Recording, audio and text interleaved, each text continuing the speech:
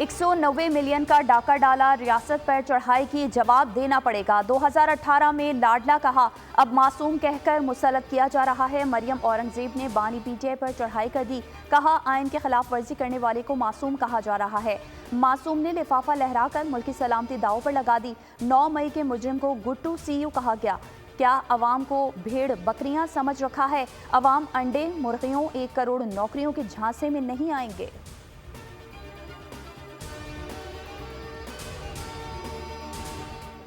माजी की हुकूमत ने सैफर को बुनियाद बनाकर सियासत की, जलसों में तकरीरें। कासिम सूरी ने सरे बमोहर लिफाफा लहराया। नून लीग ने सैफर केस के फैसले पर सवाल उठा दिए। मलिक अहमद खान ने कहा, सुप्रीम कोर्ट का एहतराम है मगर जहन में सवालात उठते हैं। आइन सिर्फ आमिर ही नहीं तोड़ते। तहरीक इंसाफ को बंद लिफाफे के साथ बड़ी रग़बत है। 9 मई को हमला करने वाले कारकुन नहीं, तरबियत याफ्ता गुंडे थे।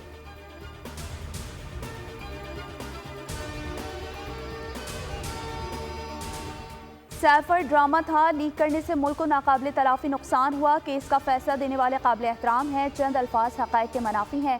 शर्जिल इनाम मेमन का भी तहफ़्फ़ुज़ात का इजहार, कहा धांधली ज़दा हुकूमत को हटाने की कोशिश पर बानी पीटीआई ने इशू बनाया। सैफर का सियासी मकासद के लिए इस्तेमाल, कौम की आंखों में धूल झोंकी गई। फॉरेन फंडिंग पर पीटीआई पर पाबंदी लगनी चाहिए थी।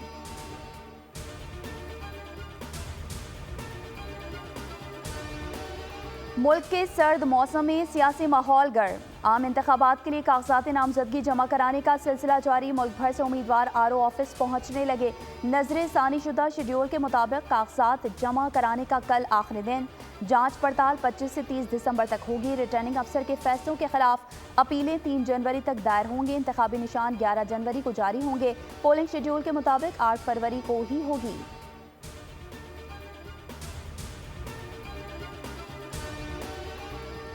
सिंध में रिटर्निंग अफसरान के फैसलों के खिलाफ अपीलों की समाअत के लिए एपलेट ट्रिब्यूनल्स कायम। सिंध हाईकोर्ट के 6 जज एपलेट ट्रिब्यूनल्स के लिए नामजद कर दिए गए। जस्टिस अरशद हुसैन, जस्टिस खादिम हुसैन कराची और हैदराबाद की अपीलों की समाअत करेंगे। जस्टिस अदनान करीम भी कराची और हैदराबाद की अपीलें सुनेंगे। सक्खर में जस्टिस इरशाद अली और जस्टिस जुल्फ़िकार सांगी फ़राइज़ अंजाम देंगे। जस्टिस सलीम जैसर लाड़काना में अपीलों की समाअत करेंगे।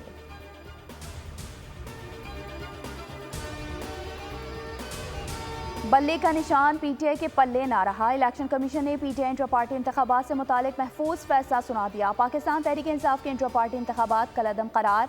चीफ इलेक्शन कमिश्नर की सरबराही में 5 रुकनी बेंच का फैसला इकरामुल्लाह खान ने तहरीर किया। पेशावर हाई कोर्ट ने 22 दिसंबर तक फैसला जारी करने का हुक्म जारी किया था।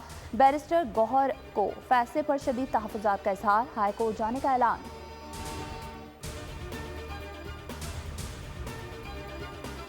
तहरीक इंसाफ का इंटर पार्टी इंतखाबात पर इलेक्शन कमीशन के फैसले के खिलाफ पेशावर हाई कोर्ट से रुजू करने का फैसला। कानूनी टीम के मेंबरान अदालत पहुंच गए। मौज़म बट कहते हैं फैसले के खिलाफ खुसूसी दरख्वास्त की जाएगी। चेयरमैन पीटीआई बैरिस्टर गौहर और लीगल टीम पेशावर आ रही है। तहरीक इंसाफ हर सूरत इंतखाबात लड़ेगी।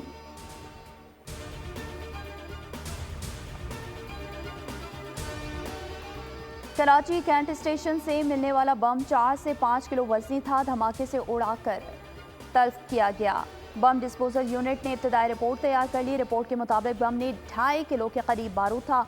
7 टाइमर और 12 वोल्ट बैटरी भी मुंसलिक थी। दिन 12 बजे का टाइम सेट था। बम के साथ डेटोनेटर और मेटल बॉडी नाकारा बना दी गई।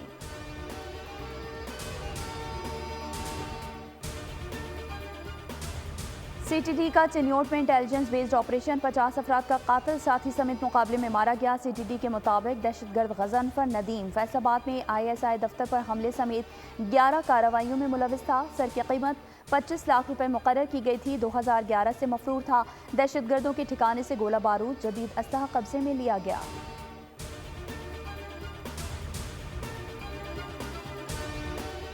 कराची में आरजे मॉल में आग कब और कैसे लगी? 4थी मंजिल पर फूड कोर्ट कैसे जला? सीसीटीवी फुटेज में वाज़ेह हो गया। 6:12 40 सेकंड में स्पार्क हुआ। 6:17 तक 4थी मंजिल शोलों में घिर चुकी थी। 6:22 पर फूड कोर्ट मुकम्मल जल चुका था। तमाम मंजिलें धुएं से भर गईं। फायर ब्रिगेड को इत्तला 6:19 पर दी गई। ज़्यादातर अमवात दम घुटने से हुई।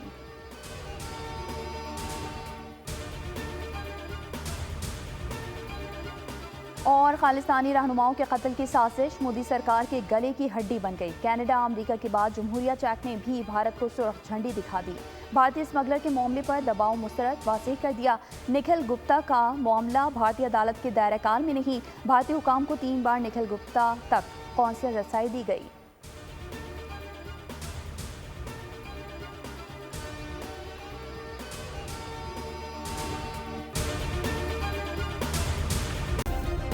सब्सक्राइब करें और बेल दबाएं ताकि कोई खबर रह न जाए।